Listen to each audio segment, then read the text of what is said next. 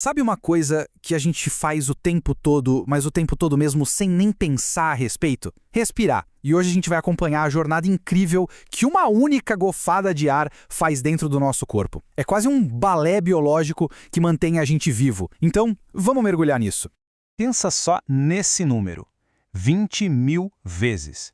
Todo santo dia. É como ter um motorzinho funcionando sem parar ali nos bastidores da nossa vida. E essa ação, que é totalmente automática, é uma das mais importantes para a nossa existência. E a gente vai entender direitinho por quê. Então, se prepara. A gente vai seguir o rastro de uma única inspiração, desde o momento em que o ar entra no nosso nariz até o ponto mais profundo do nosso corpo. Vamos entender a mecânica e a mágica por trás de tudo isso. Para começar, uma coisa que talvez te surpreenda. O ar que está aí fora não está pronto para entrar nos nossos pulmões, sabia? Ele precisa passar por um tratamento, um condicionamento, antes de chegar no seu destino. E essa preparação começa no instante em que ele entra no corpo. E o ponto de partida é aqui, na cavidade nasal. E olha, não pense que o nariz serve só para sentir cheiro, não. Ele é uma verdadeira usina de tratamento de ar super tecnológica. Ele prepara o ar para os pulmões, aquecendo, umedecendo e filtrando tudo num piscar de olhos. E o legal é que são 4 processos acontecendo ao mesmo tempo. Primeiro, a filtração, que segura as partículas de poeira e outras coisinhas no muco e nos pelos. Depois o ar ganha umidade para não ressecar as vias respiratórias. Ele também é aquecido até chegar na nossa temperatura corporal. E por fim, a evaporação ajusta a umidade. Tudo isso é um baita cuidado para proteger o tecido super delicado dos pulmões.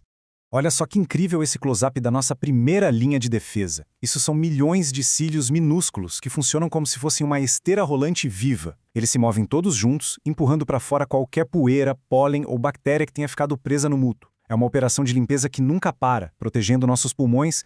E para a gente ter uma ideia real da importância desse sistema, vamos ver o que acontece quando ele não funciona direito. É o caso da fibrose cística, uma condição genética que bagunça completamente esse equilíbrio delicado. Nossa, e o contraste aqui é gritante, né? Na esquerda, a via aérea está saudável, o muco é fininho, então os cílios conseguem limpar tudo com facilidade. Agora, olha à direita. O muco fica até 60 vezes mais grosso. Ele paralisa os cílios e transforma as vias aéreas num prato cheio para infecções perigosas. Isso mostra o quão crucial é esse processo de condicionamento. Ok, o ar passou pela primeira fase e foi totalmente condicionado. E agora? A jornada continua. E ele vai mais fundo, lá para o coração dos pulmões, onde a ação de verdade acontece. Pensa numa árvore de cabeça para baixo. O ar desce pelo tronco, a traqueia, que se divide em galhos maiores, os brônquios, e depois em galinhos cada vez menores, os bronquíolos. E na pontinha de cada um desses galhos, a gente encontra esses cachos, os alvéolos. É exatamente aí que o oxigênio finalmente vai encontrar a nossa corrente sanguínea. E a gente tem quantos desses saquinhos de ar? Cerca de 500 milhões. É um número astronômico. E claro que tem um motivo para essa quantidade toda aumentar ao máximo a superfície de contato para a troca de gases. E essa superfície toda dá quanto de ar?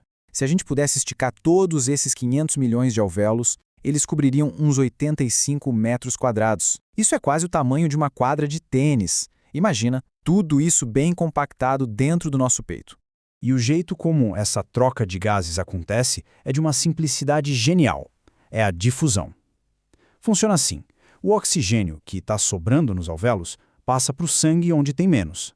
Ao mesmo tempo, o gás carbônico, que é o resíduo do nosso corpo e está sobrando no sangue, faz o caminho contrário, indo para os alvéolos para a gente soltar na expiração. Tudo de forma passiva, só seguindo as leis da física. Mas espera aí, como é que o ar entra e sai dos pulmões? Essa jornada toda não aconteceria se não fosse por um motor mecânico poderoso que comanda todo esse ciclo.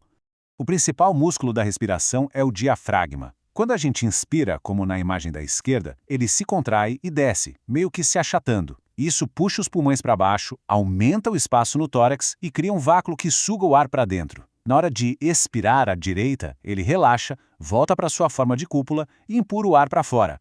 E aqui está o pulo do gato. Quando estamos em repouso, inspirar gasta energia.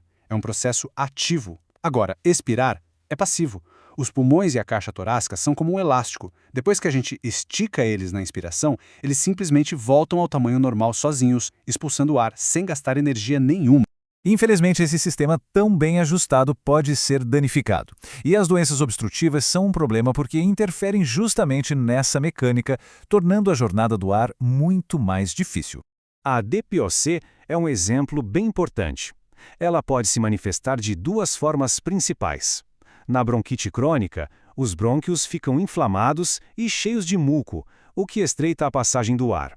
Já no enfisema, o que acontece é a destruição das paredes dos alvéolos, e isso diminui a área para a troca de gases.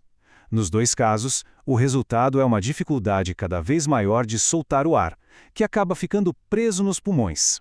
E as consequências são muito sérias. A principal causa da DPOC é de longe o cigarro, mas a poluição do ar também contribui bastante. No mundo todo, é a quarta doença que mais mata, o que só reforça o quanto é vital a gente proteger a saúde dos nossos pulmões. E assim, a gente completa a jornada de uma única respiração. É um processo complexo que vai desde a purificação do ar, passa pela troca de gases numa escala microscópica e tudo isso impulsionado por uma mecânica super precisa. O mais impressionante é que tudo isso acontece milhares de vezes por dia sem que a gente tenha a menor consciência. E isso deixa a gente com uma pergunta, né? Que outras maravilhas da engenharia biológica estão operando dentro de nós a cada momento simplesmente para nos manter com vida?